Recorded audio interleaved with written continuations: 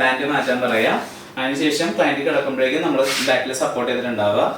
Correct ഈ കർവിൽ തന്നെ അവരുടെ ബാക്ക് നെക്ക് വന്നിട്ടുണ്ടോ എന്ന് ചെക്ക് ചെയ്യുക. അപ്പം ഡയറക്റ്റ് വാട്ടർ കൊണ്ടുപോയിട്ട് അവരുടെ മേത്തേക്ക് സ്പ്രെഡ് ചെയ്യരുത്. കാരണം ഹീറ്ററൊക്കെ ഉള്ളതാണെന്നുണ്ടെങ്കിൽ ടെമ്പറേച്ചർ ചെക്ക് ചെയ്തതിന് ശേഷം മാത്രം തലയിലേക്ക് വെക്കാൻ പാടുള്ളൂ. വാട്ടർ ചെയ്യുന്ന സമയത്ത് ഇത്രയും ഈ ഡിസ്റ്റൻസിലൊന്നും ചെയ്യരുത്. കാരണം ഇപ്പോൾ ക്ലയന്റിന്റെ നമ്മളിങ്ങനെ വെച്ചാൽ ക്ലയന്റിന്റെ മുഖത്തേക്ക് ആയിരിക്കാം നേരെ തിരിക്കുക. എപ്പോഴും ഡൗൺവേർഡ്സ് ആയിരിക്കണം വാട്ടർ.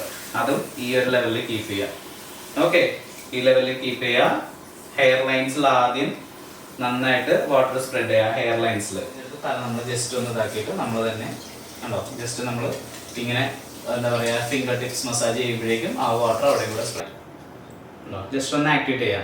ആക്ടിവേറ്റ് ചെയ്തതിന് ശേഷം നമ്മളുടെ ഇപ്പോൾ വിസിബിൾ പോർഷൻസിലൊക്കെ നമ്മൾ ആദ്യം ഇത് അപ്ലൈ ചെയ്യാം.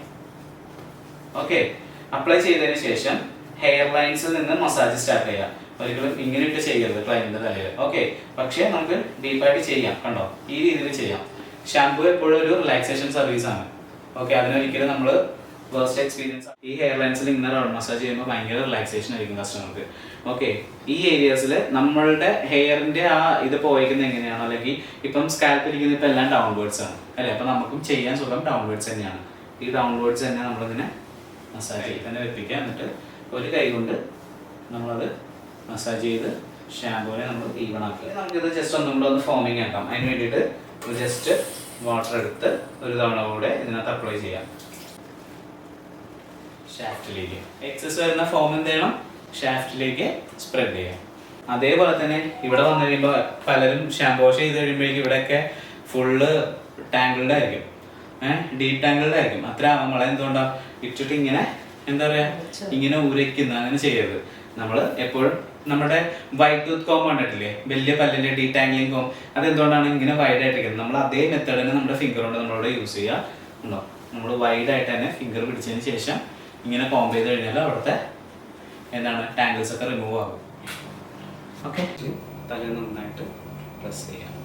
ടവൽ റബ്ബിംഗ് എന്ന് പറയുമ്പോൾ ജസ്റ്റ് ഇതിങ്ങനെ വെച്ചിട്ട് ഇതുണ്ടോ ഈ രീതിയിൽ വേണമെങ്കിൽ ചെയ്യാം. അല്ലാതെ ഇങ്ങനെയിട്ട് ഉരയ്ക്കാൻ പാടില്ല.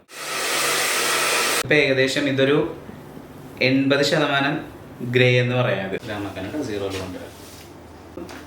ക്ലയൻറ്റ് റെഗുലറായിട്ട് യൂസ് ചെയ്യുന്ന ട്യൂബാണ് 4.26. നിങ്ങൾക്ക് അറിയാം ഓൾറെഡി ഇൻഡയറക്റ്റ് ഷെയ്ഡാണ് അല്ലേ.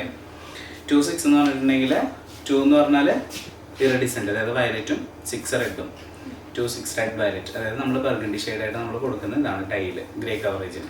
നമ്മൾ ഫാഷൻ കളറുകൾ ഡൈ ആയിട്ട് യൂസ് ചെയ്യുമ്പോൾ, അതായത് പൊതുവെ ഡൈ എന്താ നമ്മൾ ബ്ലാക്കായി യൂസ് ചെയ്യുന്നത്, പക്ഷേ ഫാഷൻ കളർ ഡൈ ആയിട്ട് യൂസ് ചെയ്യുമ്പോൾ നമ്മളുടെ ക്ലയൻറ്റിൻ്റെ തലയിൽ എത്രത്തോളം ഗ്രേ കവറേജ് ഗ്രേ ഉണ്ടോ അതനുസരിച്ച് വേണം നമ്മൾ എടുക്കാനായിട്ട്. അല്ലെങ്കിൽ എന്ത് പറ്റും, ഗ്രേ കൂടുതലാണ്. അപ്പോൾ ഈ ഫാഷൻ കളർ കൂടുതൽ വന്നു കഴിഞ്ഞാൽ, ഫാഷൻ കളറിൻ്റെ ഇൻറ്റൻസിറ്റി കൂടുതൽ നിന്നാൽ കൂടുതൽ കാണുന്ന ആ കളറായിരിക്കും. പ്രത്യേകിച്ച് റെഡാണ്. അപ്പോൾ വെയിലിറങ്ങുമ്പോൾ റിഫ്ലക്ഷൻ വരുമ്പോഴേക്കും കൂടുതലായിട്ട് അറിയും അത്. പക്ഷെ അത്രയും ഉണ്ടാവാൻ പാടില്ല. അവർ ഉദ്ദേശിക്കുന്നത് ഒരു ക്ലാസിക് ഷെയ്ഡിൽ നിർത്താൻ വേണ്ടിയിട്ടാണ് ഫാഷൻ ഷെയ്ഡ് എന്തിന് ഗ്രേ കവറേജിന് ചൂസ് ചെയ്യുന്നത്. അപ്പോൾ എന്ത് ചെയ്യണമെന്ന് വെച്ചിട്ടുണ്ടെങ്കിൽ ഫാഷൻ ഷെയ്ഡും ഒരു ബേസ് കളറും, ബേസ് കളർ ഏതാ 3, ഞാൻ പറഞ്ഞു നമ്മുടെ ബേസ് എപ്പോഴും എത്രയാണ് 3 ആണ്, ഡാർക്ക് ബ്രൗൺ. ആ 3യും മിക്സ് ചെയ്തതിന് ശേഷം മാത്രം ഒരുമിച്ച് മിക്സ് ചെയ്തിട്ട് വേണം കളർ നമ്മൾ അപ്ലൈ ചെയ്യാനായിട്ട്. ഒരിക്കലും ഡയറക്റ്റ് ഫാഷൻ കളർ ചൂസ് ചെയ്യുമ്പോൾ അത് മാത്രമായിട്ട് ക്ലയൻറ്റിന് അപ്ലൈ ചെയ്ത് കൊടുക്കരുത്. ഓക്കെ, ക്രീം 1 എടുക്കുക, 1.5 ഡെവലപ്പർ എടുക്കുക. ഡെവലപ്പർ ഏതാണ് 20. കവറേജിനാകുമ്പോൾ നമ്മൾ ആദ്യത്തെ കാൽഭാഗം നമ്മൾ എടുക്കുക. ഓക്കെ, ഈ സമയം നമ്മളിവിടെ വെയിൻ മെഷീനിൽ ചെക്ക് ചെയ്യണം നമ്മൾ എത്രയാണ് എടുക്കുന്നത് എന്നുള്ളത്. കളർ എടുക്കുന്നതിൻ്റെ കാൽഭാഗം എന്ത് യൂസ് ചെയ്യണം, അതായത് ഇപ്പോൾ ഒരു 100-ലാണെന്നുണ്ടെങ്കിൽ നമ്മൾ ഏകദേശം ഒരു 30% ആ ഒരു ലെവലിൽ നമ്മൾ എന്ത് യൂസ് ചെയ്യണം, ബേസിക് കളർ കൂടെ മിക്സ് ചെയ്യുക. എന്തിനു വേണ്ടി അങ്ങനെ മിക്സ് ചെയ്യുന്നത്, ഫാഷൻ കളറിൻ്റെ ഇൻറ്റൻസിറ്റി കുറയ്ക്കാൻ വേണ്ടി. മനസ്സിലായോ? 12 ആയിരുന്നില്ല ഇവിടെ വന്നിരുന്നത്, ടോട്ടൽ എത്ര 16. ഇനി ഇതിൻ്റെ 1.5 വേണം. 16ൻ്റെ 1.5 എന്ന് പറയുമ്പോൾ 16ഉം 16ൻ്റെ പകുതിയും. 1:1 എന്ന് പറഞ്ഞാൽ 16, ക്രീം 16, ഡെവലപ്പർ 16, അതിൻ്റെ പകുതിയും കൂടെ ആകുമ്പോഴേക്കും 8. 16 8ഉം 20 ഉറപ്പല്ലേ. ഓക്കെ, അപ്പം ഇനി നമ്മൾ ഡെവലപ്പർ എത്ര മിക്സ് ചെയ്യണം, 24 മിക്സ് ചെയ്യണം. മനസ്സിലായോ? ഇത് ഇങ്ങനെ ചിലപ്പോൾ ഇങ്ങനെയിട്ട് മിക്സ് ചെയ്യുന്നതാണ്. അങ്ങനെ മിക്സ് ചെയ്യരുത്, സോഫ്റ്റായിട്ട് മൈൽഡായിട്ട് മിക്സ് ചെയ്യുക. കാരണം ഈ കളർ ഇവിടെ നിന്ന് ഡെവലപ്പ് ആവാൻ സ്റ്റാർട്ടാവും. ഓക്കെ, പ്രൊഫൈൽ സെക്ഷൻ ഫുൾ മാറ്റാം. ഇതിന് നമുക്ക് നീറ്റായിട്ട് സെക്ഷൻ കീപ്പ് ചെയ്യണം. അത്യാവശ്യം നീറ്റായിട്ട് തന്നെ സെക്ഷൻ കീപ്പ് ചെയ്യണം. ഒരു പോർഷൻ ഇപ്പോൾ നമ്മുടെ കയ്യിൽ കിട്ടി. നീറ്റായിട്ട് പിടിക്കുക. അതെ, 20 വോളിയല്ലേ നമ്മളിട്ടെ, 20 വോളിയം റൂട്ടിൽ അപ്ലൈ ചെയ്യാമല്ലോ. അതുകൊണ്ട് ഇങ്ങനെയൊക്കെ ഷോർട്ടേജ് ഒക്കെ വരുമ്പോൾ നമ്മളതിനെ 2 സൈഡ് അപ്വേർഡ്സും ഡൗൺവേർഡ്സും കളറ് അപ്ലൈ ചെയ്യട്ടോ.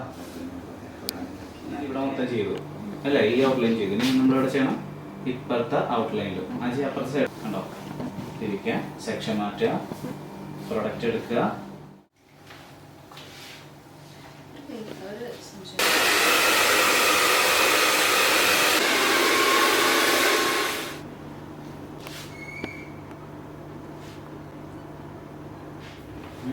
ശരി.